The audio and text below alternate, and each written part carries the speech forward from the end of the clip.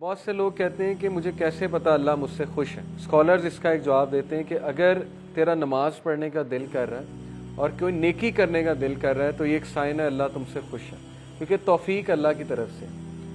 حضرت عمر صلی اللہ عنہ کہتے تھے کہ مجھے یہ ڈر نہیں ہے کہ میری دعا قبول ہوگی کہ نہیں, مجھے یہ ڈر ہے کہ مجھے دعا کرنے کی توفیق بھی ہوگی کہ نہیں ہوگی. دعا کی بھی توفیق ہوتی. اگر ایک بندہ ہینڈ ریز کر رہا ہے ثبوت ہے کہ اللہ چاہتا ہے کہ وہ اس کے پاس آئے, ادروائز اس ہاتھ ہی نہ اٹھاتا ہو. جس سے اللہ ناراض ہوتا ہے اس سے ہاتھ نہیں اٹھائے جاتے, اس سے پھر دعا بھی نہیں کی جاتی. تو اس لیے اگر آپ کبھی دعا میں ہاتھ ریز کر رہے ہیں اس کا مطلب اللہ تعالیٰ چاہتا ہے.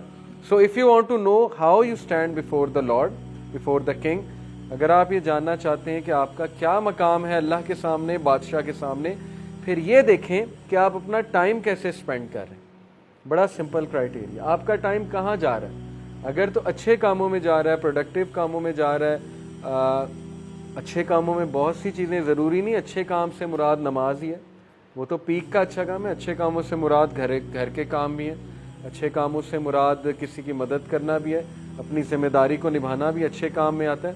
And what work you are assigned to do, اور یہ دیکھو کہ تم کیا کام کر رہے ہو, تم کن کاموں میں ملوث ہو اور تمہارا ٹائم کہاں پہ لگ رہا ہے. ہم اپنی روٹین نوٹ کریں, اس روٹین میں ہم یہ دیکھیں کہ ہمارا major chunk of time, major chunk کہاں جا رہا ہے.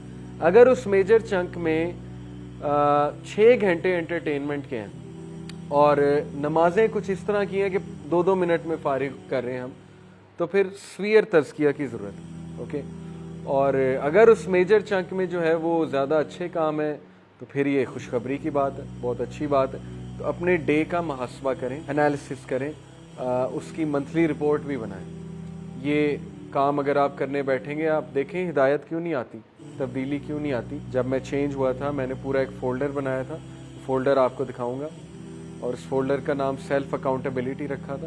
اس میں پوری اپنی رپورٹ لکھتا تھا. تو جب میں کوئی غلطی کرتا تھا میں وہاں لکھتا تھا نوٹ پیڈ پہ, آج مجھ سے یہ غلطی ہوئی, یا جب کوئی اچھا کام کرتا تھا وہ بھی نوٹ کرتا تھا.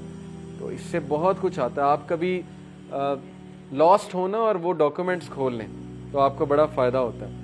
آپ ایک دم ریفلیکشنز پڑھ لیتے ہیں اپنی لکھی ہوئی, آپ حیران ہوتے ہیں کہ یہ میں نے لکھی تھی اس دن. کانفیڈنس ملتا ہے اس سے. جب آپ کسی گناہ کو ریزسٹ کر رہے ہیں, لکھ لیں آج میں نے گناہ کو ریزسٹ کیا, ایسے ایسے کیا. سائیکولوجیکلی اسپیکنگ جب کوئی چیز آپ لکھ لیتے ہیں نا تو برین کے جو پاتھ ویز ہیں وہ بنتے ہیں اس چیز سے متعلق, تو وہ عادت چھوٹنے کے زیادہ چانسز ہوتے ہیں. اسی لیے جو اسکولنگ سسٹم ہے, آپ کو ٹیچر پاور پوائنٹ بھی دے سکتا ہے. اسکول جانے کی کیا ضرورت ہے, آج کل تو گوگل کلاس روم پہ ٹیچر کہ لو یہ لو پاور پوائنٹ ڈال دیا, پڑھو بیٹھ کے. لیکن وہ کیوں بورڈ پہ لکھواتا ہے؟ آپ کہتے ہیں یار یہ ساری باتیں پتہ ہے, کیوں بورڈ پہ ہمیں لکھوا رہا ہے ساری باتیں؟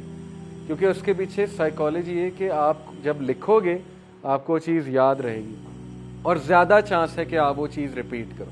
تو اپنا ایک فولڈر بنا کے نا انالیسس کریں اپنی شخصیت کا, اپنے روٹین کا, اپنے ٹائم چنکس کا انشاءاللہ تعالی, اور اس کے بعد ایکشن پلان بنائیں کہ میرے روٹین میں مجھے یہ ٹرینڈ نظر آ رہا ہے کہ میں رات کے اس ٹائم بہت ضائع کرتا ہوں اور یہ چیز میرے ایمان کو خراب کر رہی ہے. تو بس اس کو ریپلیس کرنا شروع کریں, عادت بن جائے گی انشاءاللہ. آہستہ آہستہ کریں گے.